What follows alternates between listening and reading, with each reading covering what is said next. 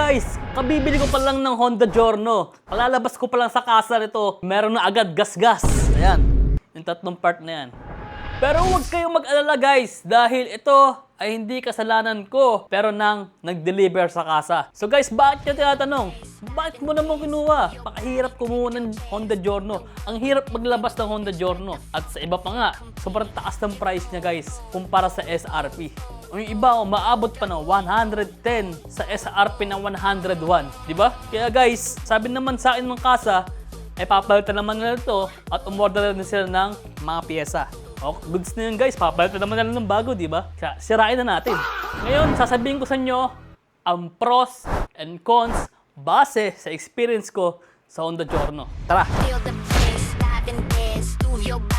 Pros, number 1, unang andar pa lang ng Honda Giorno, naramdaman ko talaga yung smooth na pagtakbo niya. Tsaka pag pina-under mo na guys, suwabe, sobrang smooth, comfort niya guys, na parang ang sarap niyang i-long ride, sarap niyang ibiyahe. So, hindi ko alam dahil puro Yamaha yung aking mga nagamit na motor, mga Mio or Aerox, NMAX.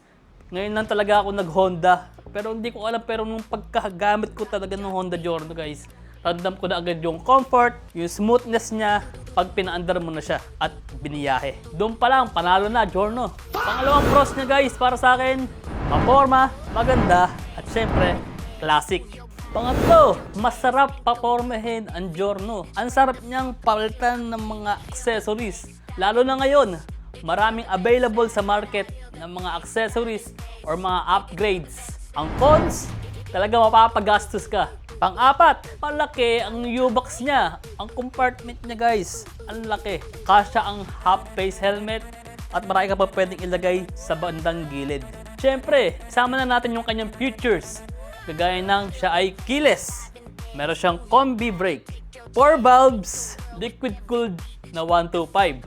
In short, sa akin pros, masarap siyang ibiyahe at pogi. Ito naman guys, yung kanyang cons na napansin ko. Unang-unang ko napansin, mataas siya guys. Dahil ako, 5'7". I mean, 5'5 ako guys. Naka-tiptoe ako. Napapansin mo na naka-tingkad ako. Tiptoe. Mahirap i-balance kasi nakataas ka guys. Hindi ka pinalad ng height, medyo mahihirapan ka. Pero pwede naman siyang gawa ng paraan at pwede niyong i-lower yung kanyang harapan ng 1 inch or 2 inch at palitan ng upuan ng flat seat. Dahil guys, mataas yung upuan niya. Pag napapansin niyo, mataas. Pangalawa guys, ay medyo siya matagtag.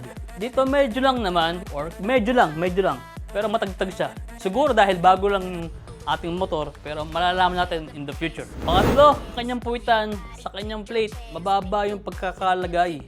So, ang chance na ito, medyo pangit siyang tingnan guys at madaling madumihan yung ating plate number. Paraan naman dito ay bumili tayo ng plate holder para medyo tumaas yung ating plate number. Malapad yung kanyang upuan at malapad din yung motor guys. So pag yung angkas mo ay umangkas sa ating likuran, pag medyo matagal-tagal na yung biyahe, mararamdaman niya na yung ngalay, mararamdaman niya na yung ngawit dahil nakabuka ka siya masyado. Mahina yung kanyang headlight. Sabi nila, karamihan daw sa Honda talaga mahina ang headlight. So kailangan mong palitan para talaga lumakas yung headlight niya. Pag nagpagas ka, hindi agad bumababa yung gasolina sa tangke. Kaya medyo matagal pag nagpagas ka ng madami or full tank. Ito pa, prone sa kalawang yung ating takip. Mahirap ngayon guys bumili ng Honda Giorno. So nagkakaubasan sa mga kasa.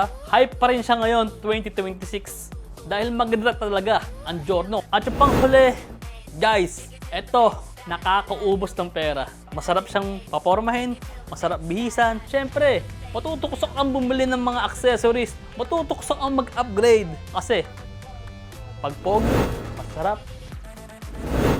So far guys, yun yung ating mga napansin.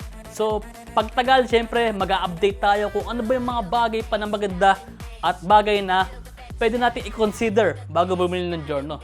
At syempre, samahan nyo ako sa ating mga susunod na video dahil ating ilo-long ride yung ating Giorno. Lagi nyo tandaan, ride safe at pag pogi, sarap, maganda yun. Guys, like and follow naman sa ating page. Sa mga hindi pa na-subscribe sa ating channel, mag-subscribe na kayo at samahan nyo ako sa ating mga susunod na video.